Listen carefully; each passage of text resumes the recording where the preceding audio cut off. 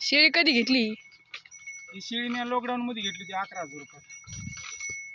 आतापर्यंत किती धन झालं तुमच्याकडे हिचं? आतापर्यंत तिची ते माझ्या लक्षात बी नसेल राहिलं, तरी पण तिनं मला एकट्या शेळीना कम से कम 1 लाख रुपयाचं धन दिलेलं. एका शेळीने 1 लाख रुपये. एके शेळीनं? तिचे बोकड्याचे मी कम से कम 60-70 हजाराचे बोकडी विकलेत, आणि तिने दिलेल्या पाठी, त्यांच्या पाठीचं बी मी 30-40 हजाराची कडी विकली. बरं, तुम्ही पुण्याला ड्रायव्हर होते, ते ड्रायव्हरचा धंदा सोडून येऊ धंदा तुम्हाला कसं काय इकडं वळाले? मध्ये लॉकडाऊन पडलं.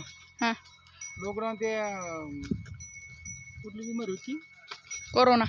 कोरोनाला इतकी भीती वाटली की मग डायरेक्ट गावाकडे यायचा निर्णय घेतला.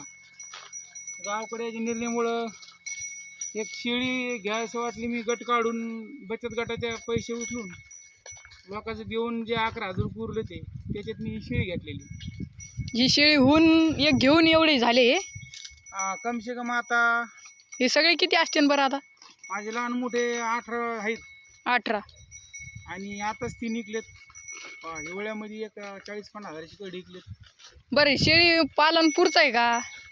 असं जीव लावून जर केलं तर पुरतंय, कारण तुम्हाला कुठंच काम शोधायची गरज नाही. स्वतःचा व्यवसाय सुरू होतोय थोड्याशा पैशात. मी 11,000 स्टार्टिंग केली होती. आज हलक्या हातून जर धरलं तर माझे 1.5 लाख रुपयाची शेळी आहेत, आणि मी दरवर्षी 60-70 हजाराची कडी विकतो.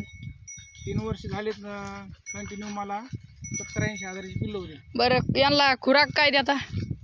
खुराक काय शेतातून चारून नेतो, हां, आणि पैसे असले तर पेंडातून येतं. रांच्या चाऱ्यावरच त्यांचा भाग होतो. हां, ठीक आहे. म्हणजे तुम्ही असंच चारिता त्यांना?